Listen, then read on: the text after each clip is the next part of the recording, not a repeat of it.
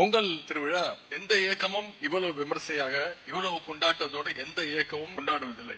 பொங்கலை எந்த ஒரு ஜாதிக்கும் மதத்திற்கும் எந்த ஒரு வட்டத்திற்குள்ளும் சுருக்கிட முடியாது. அனைத்து தமிழர்களுக்குமான திருநாள் தான் இந்த பொங்கல் திருவிழா.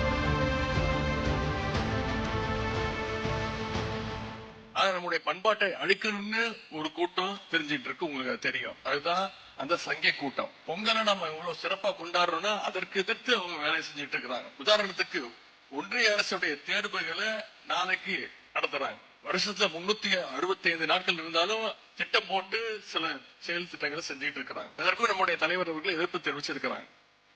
இன்னொருத்தர் இருக்கிறார், ஒன்றிய அரசினுடைய நியமனம் செய்யப்பட்ட ஒருத்தர், அவர் தான் ஆளுநர். தமிழ்நாடுங்கிற பேர் எனக்கு பிடிக்கல, அதை மாத்தணும் அப்படின்னார். ஒட்டுமொத்த தமிழக மக்களும் எதிர்ப்பு தெரிவிச்சு உடனே அதுல பின்வாங்கினார். இந்த வருடம் என்ன சொல்லியிருக்காரு, தமிழ் தாய் வாழ்த்து பாடக்கூடாது, தேசிய கீதம் தான் பாடணும் அப்படின்ற. இப்படி கொஞ்சம் கொஞ்சமா நம்முடைய பண்பாட்டை அழிக்கின்ற முயற்சியை ஒன்றிய அரசு நடத்திக்கிட்டு இருக்கு. அதற்கு துணையாக எதிர்கட்சி தலைவர், ஒரு எதிர்கட்சி தலைவர் பொதுவா சட்டமன்றத்தில் என்ன பேசுவாரு, எதிர்கட்சி சட்டமன்ற உறுப்பினர்கள் பேசுவதை கொஞ்சம் காட்டுங்க அப்படின்னு தானே சொல்லணும்.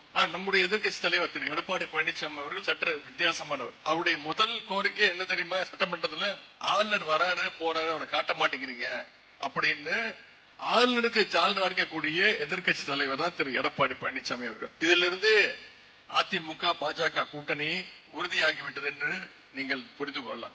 சென்ற நாடாளுமன்ற தேர்தலில் 2 பேரும் பிரிஞ்சு இன்னும் வந்தாங்க.